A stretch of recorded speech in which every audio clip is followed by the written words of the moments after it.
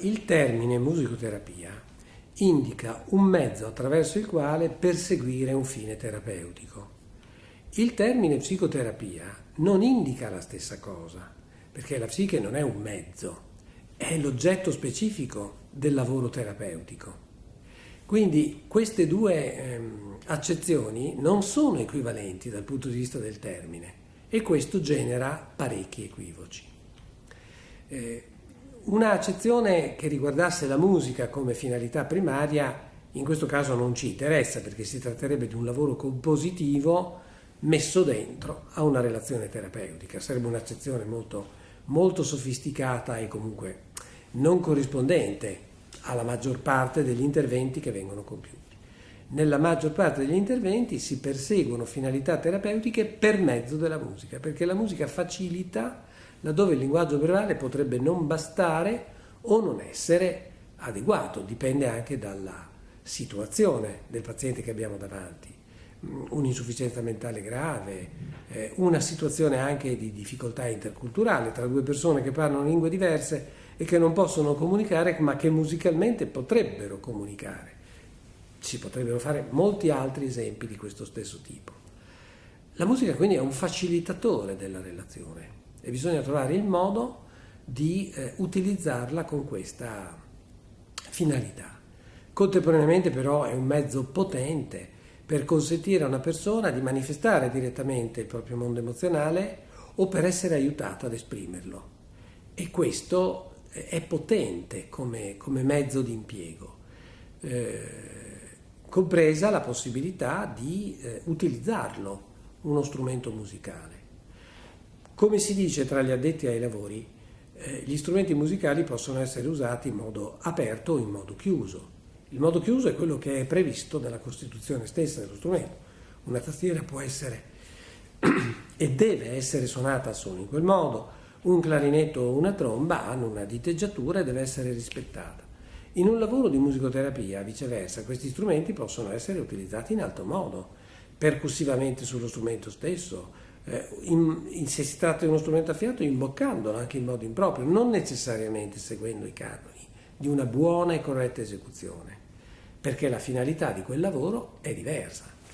Questo non significa naturalmente che gli strumenti debbano essere usati senza nessuna pertinenza, che non debbano essere conosciuti, che le conoscenze musicali siano sufficienti quando appena delineate. Questo non è vero, perché se questo mezzo viene impiegato deve essere conosciuto come un fisioterapista conosce bene il funzionamento del corpo o un logoterapista conosce bene il funzionamento dello strumento comunicativo.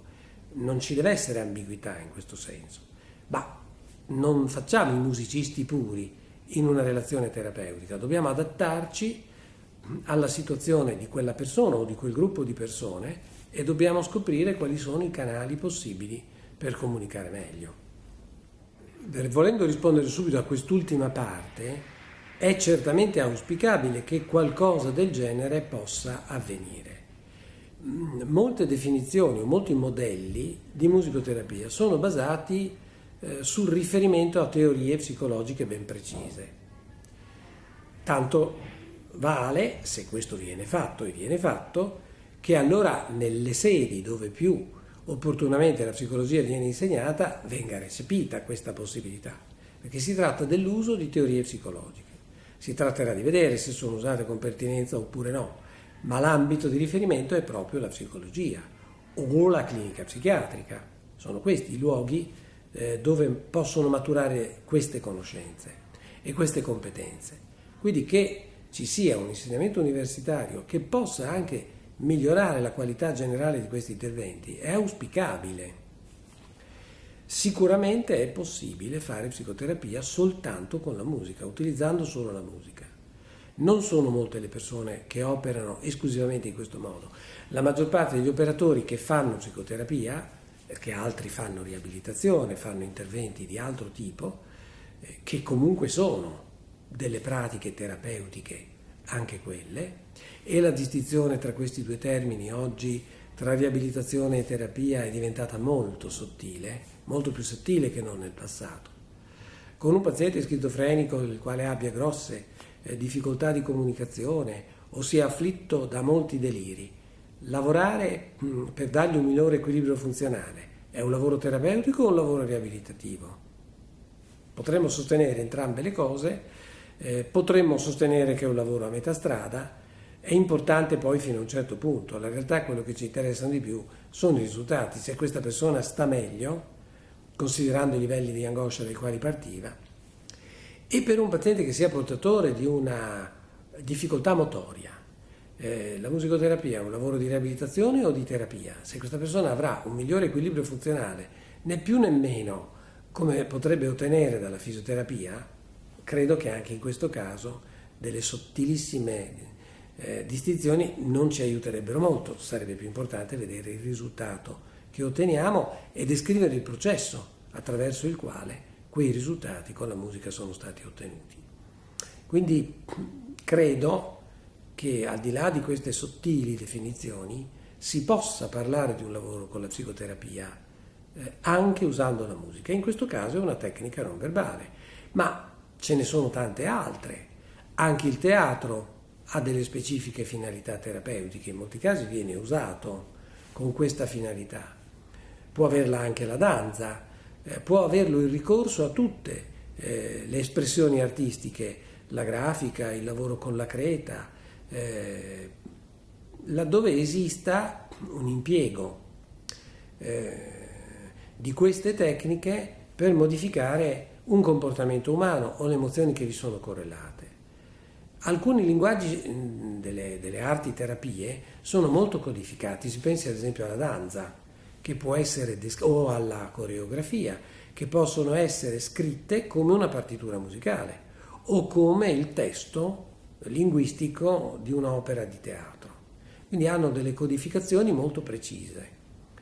La musicoterapia, ad esempio, dovrebbe darsi degli strumenti analitici di capacità di scrittura della musica, di quella impiegata o di quella prodotta in una relazione terapeutica, con la stessa disinvoltura con cui la danza e la coreografia utilizzano segni per descrivere quello che accade o quello che dovrà accadere. È un po' come accade nel linguaggio dei segni. Nel caso del linguaggio dei segni non esiste un unico alfabeto, non esiste un'unica grammatica, un'unica sintassi, esistono linguaggi diversi, dai più semplici che utilizzano forme di comunicazione molto semplici, ai più complessi che addirittura desiderano esprimere un'articolazione interna alla frase, la punteggiatura, l'intonazione interrogativa piuttosto che esclamativa, insomma una ricchezza assimilabile a quella del linguaggio verbale. La musicoterapia nel suo progetto formativo oggi, ed è auspicabile che questo in Italia potrà accadere sempre di più, ha bisogno di darsi uno strumento analitico, come accade per l'analisi musicale di tipo tradizionale, attraverso il quale descrivere, spiegare, comprendere meglio quello che facciamo nel lavoro terapeutico, sia che la musica la facciamo ascoltare, sia che la facciamo eseguire. Da questo punto di vista non vedrei sostanziali differenze. Le prime esperienze che ha descritto Rolando Benetton di musicoterapia in Argentina erano proprio costruite in questo modo, cioè all'interno di realtà istituzionali dove avvenivano molti trattamenti terapeutici veniva impiegata anche la musica. Lui poi arrivò ad estrapolare soltanto la parte che riguardava la musica, ma ha sempre ben detto come questi bambini seguissero contemporaneamente molteplici attività di tipo riabilitativo o terapeutico. Quindi la musica può benissimo rientrare in un progetto, l'importante è che ci sia coerenza tra i fini di tutti gli operatori, che perseguono cioè tutti le stesse indicazioni e abbiano lo stesso progetto, aderiscano allo stesso progetto funzionale su quella persona. È importante che questi operatori dialoghino tra di loro, che esista un'equipe all'interno della quale vengano scambiate informazioni, ad esempio quello che si può vedere in altre forme di terapia e che non emerge nel lavoro fatto con la musica può essere molto importante per il musicoterapeuta e viceversa. In un luogo dove si vada anche in piscina, si vada a cavallo, oltre a fare fisioterapia, logopedia e si lavori con la musica, c'è la possibilità di accedere a una multisensorialità e a molte modalità di lavoro. Se questi operatori si parlano tra loro, possono da una parte scomporre la persona con la quale lavorano, ma dall'altra contribuire a ricomporla integrandola. Non è un processo da poco, ma devono dialogare tra di loro. Allora, se esistesse una formazione di tipo accademico, all'interno di quella dovrebbe essere meno difficile elaborare degli standard formativi, la capacità di descrivere un intervento nel tempo valutandone i progressi o la mancanza di progressi, porsi delle domande, insomma, entrare nel merito del processo terapeutico. Questo però abbiamo detto che non c'è. Allora il problema delle associazioni professionali dovrebbe essere quello di costruire una ipotesi generale al di là dei differenti orientamenti di scuola, perché in Italia ci sono molte diverse scuole, appunto, che però, come accade nel campo della psicologia, dove esistono ancora orientamenti analitici, terapie dinamiche, terapie del comportamento, terapie cognitive, terapie cognitivo-comportamentali e così via, cioè strategie terapeutiche che non sono una migliore di un'altra, ma vengono usate in modo differenziato secondo delle esigenze di quel paziente. Un clinico, cioè, non deve proporre un intervento musicoterapeutico perché è musicoterapeuta lui, ma perché ritiene che per quel paziente quell'intervento sia l'intervento più idoneo, più adatto o comunque in quel momento più vantaggioso. Le scuole di musicoterapia, le varie associazioni dovrebbero lavorare in questa direzione. Questo in Italia è molto difficile. Questo per l'Italia è sempre stato molto difficile e i polli di Renzo Tramaglino sono una buona metafora di questa situazione. Quando cominciai a occuparmi di musicoterapia, lavoravo in un reparto ospedaliero dove non era facile portare questi rumori, questo baccano, per quanto contenuto, però sempre irrituale. Stiamo parlando degli anni 70, quindi in anni in cui era molto scarsa la consapevolezza dell'esistenza in Italia di possibilità di questo genere. Per cui la possibilità di essere derisi o essere presi in giro o sottovalutati o poco considerati era la cosa più probabile che potesse accadere. Credo che sia stato fatto molto cammino da allora.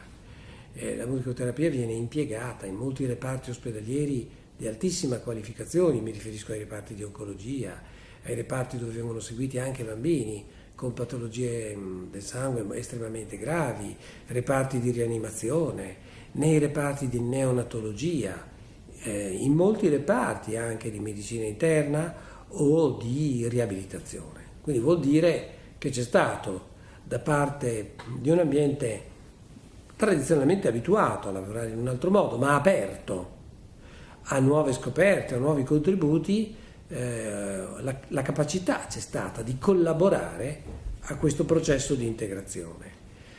Questo deve accadere di più, perché comunque sta avvenendo nella natura delle cose, è avvenuto in molti luoghi, come accade in questo per esempio, dove viene praticata correntemente questa disciplina, e contemporaneamente bisognerà però anche attivare dei profili di ricerca, perché oggi le istituzioni che fanno la richiesta per un intervento hanno bisogno di una evidente dimostrazione della sua efficacia. Quindi occorre mettere a punto dei parametri valutativi che permettano per tempo, momento per momento, di vedere la effettiva evoluzione di questi risultati. Solo in questo modo si potranno rassicurare le istituzioni, le famiglie e fornire ai professionisti che non si occupano di questo settore delle indicazioni come le hanno per tutte le altre situazioni nelle quali devono intervenire. Cioè un medico sa quando è opportuno per un paziente un trattamento logopedico piuttosto che una riabilitazione, generalmente non sanno come e quando può essere utile un intervento fatto con la musica, se non per curiosità personale o all'occasione di aver conosciuto qualcuno. Questa è una parte che va coltivata e va messa a punto, perché siamo molto lontani da una sufficiente integrazione di questa disciplina nell'ambito di tutte le altre. e a differenza di quanto avviene nella maggior parte degli altri paesi europei ed extraeuropei. Si pensi ad esempio al progetto delineato in Venezuela con il sistema Abreu, che ha avuto molti appoggi e molte critiche, ma che comunque ha contribuito a una vera e propria rivoluzione culturale della adesione delle persone al lavoro fatto con la musica. Occorre fare un lavoro analogo. Purtroppo oggi quel paese versa in una condizione assolutamente disastrosa e questi sono solo ricordi, o quel sistema è stato esportato in altri paesi, ad esempio il nostro, dove però non può venire tradotto direttamente, bisogna trasformarlo adattandolo alla realtà italiana. Ha però costituito un esempio straordinario negli anni in cui è stato promosso e sostenuto.